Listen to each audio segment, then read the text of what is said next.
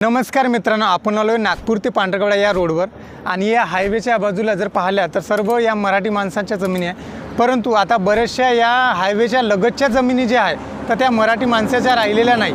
खरं तर त्या तेलंगणामधील असो, पंजाबी असेल किंवा गुजराती असेल, या सर्व लोकांनी ह्या जमिनी घेतलेल्या आहे आणि तिथे आपले व्यवसाय स्थापन करून बसलेला आहे। मराठी माणसाला या जमिनी विकण्याची गरज काय पडली याबद्दलची आपले कारण शोधणं गरजेचं आहे। खरं तर या हायवेच्या जमिनी लागतच आपण काही व्यवसाय करू शकतो, त्या माध्यमातून आपली आर्थिक उन्नती होऊ शकते।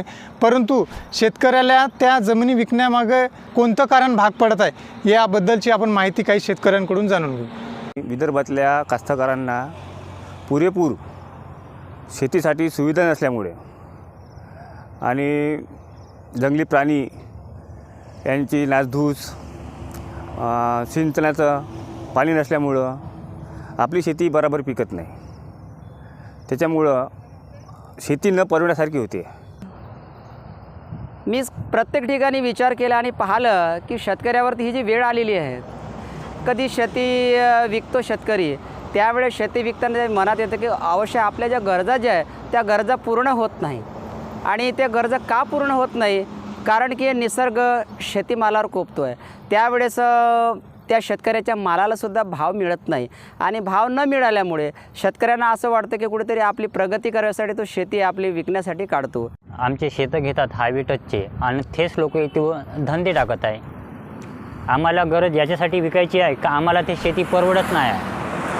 एक तर आम्हाला पिकत नाही, पिकत नसल्यामुळे पुन्हा एक ते आम्हाला भाव पण मिळत नाही।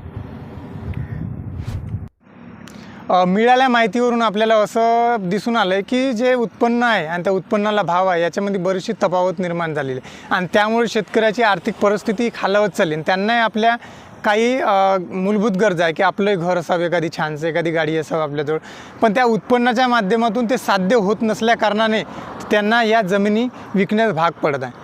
तेव्हा सरकारने याकडे गांभीर्याने लक्ष द्यावे। एकट्या बेळगावसाठी आपले कर्नाटक आणि महाराष्ट्र भांडत असतो की हे बेळगाव आपलं आहे, परंतु अशाच पद्धतीचे बेळगाव आपल्या या हायवेने बनत चाललेले आहे, याकडे सुद्धा सरकारने लक्ष देणे गरजेचं आहे।